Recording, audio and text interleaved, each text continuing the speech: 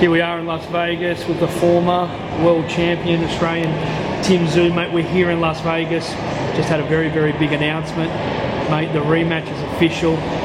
You're here on the ground. We're going to be back here July the 19th for you to try and get that world title back, mate. How does it feel? Yeah, it's a great opportunity. Something that I need to rewrite history, and I'm very blessed to be back in this opportunity. Let's go back to April. You had a very convincing win over Joey Spencer. It worked him over pretty bad. There was a lot of talk about you maybe fighting Keith Thurman. I actually said to your promoters, if you can get the Fundora fight and get the world title fight, I think that's a lot bigger. You guys had that world title fight. Were you thinking Thurman yourself as the fighter, or were you thinking, I really want to get that back with Fundora next? Yeah, before each fight, we usually make a 3-fight, 4-fight plan. We sit down with no limits and we try to work out a future. But for the Joey Spencer, even though the Thurman came along and all the talk about Thurman, I sort of try to say, you know what, let's eliminate this distraction and let's just focus on Joey Spencer, which allowed me to reach my full potential. And then as soon as the post-fight finished, there was the question of Thurman, but I sort of just said, you know what? Yeah, you did. I want to go straight into the fire and go back for redemption, and that meant fighting against Fundora. Then you got the phone call from your promoters that it was official. I think around about 6-7 weeks ago. The fight was going to happen. Yeah. When it was set in stone, how good was it? What sort of feeling did you have? One, yeah. I'm getting this guy back. Hopefully, getting this guy back, and it's for the WBC that your father had it. The WBC world title, the green belt. Look, it was a mixed emotions due to the fact that what previously happened was you had to go through demons in that fight. So I'm going back and I'm reliving the demons, but I'm looking at it in a real positive way. And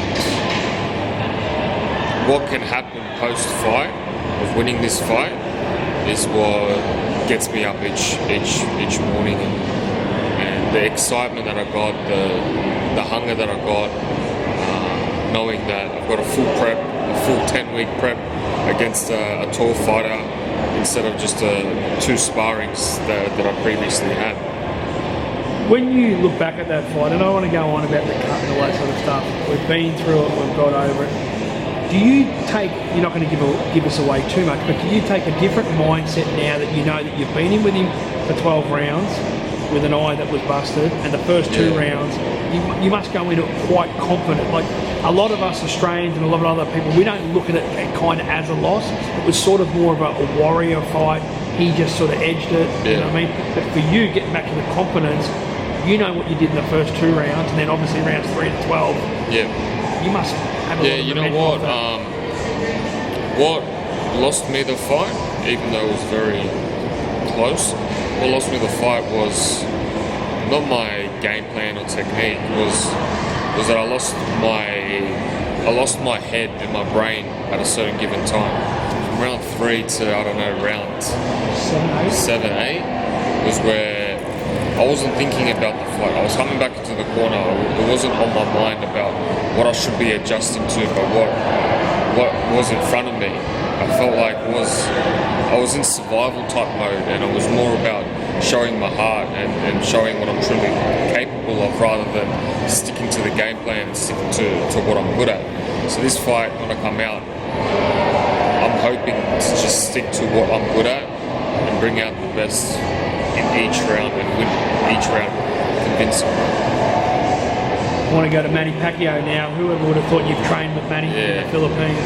You and Cambosis, we spoke about trained with him. Other people have trained with him. You're actually going to share the same card as him. Did you ever think when you were a little kid? No way. And you know what? I was at MGM Grand 2009 against Miguel Cotto. Me and my brother, and my dad and my mum, we came to watch the fight as spectators, and I remember it was an unreal, crazy feeling. I was near the walkout, And I remember Manny comes out and I'm screaming, Manny, Manny, and he sort of just looks up and does this, you know how he always does. And for me, that always stuck in my brain. Manny Pacquiao looked at me and gave me a little fist, and to be sharing the night with him together, it's a pretty cool accomplishment.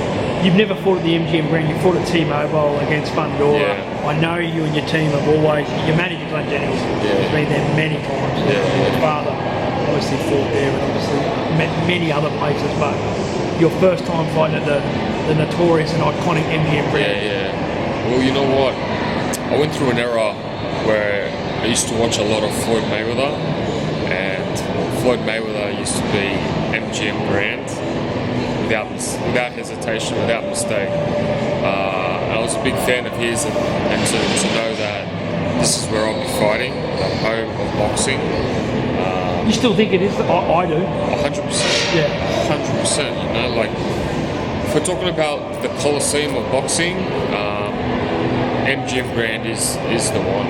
It's not T-Mobile. T-Mobile it's the new era now. Madison Square Garden still doesn't compare, but I think MGM Grand is the mecca. Speaking about your father, and that obviously wasn't there for your last fight. How does your father obviously think, or does he even know, or what's his interest in on the Fundora and getting the rematch? Yeah, I sort of asked him for advice. I go, what do you reckon? Thurman or Fundora, Dad? Yeah, I know. I go, what do you reckon I should be doing? And I usually never ask him, Dad, what's your thoughts? But this time I asked him, I go, Dad, what's your thoughts? He goes, just do what you were doing before. Everything was going good until you got the cut. And my dad never says that. Really? Yeah, he never says that. So there's a certain level of confidence in his eyes, I think. And yeah, I just gotta stick to the game plan.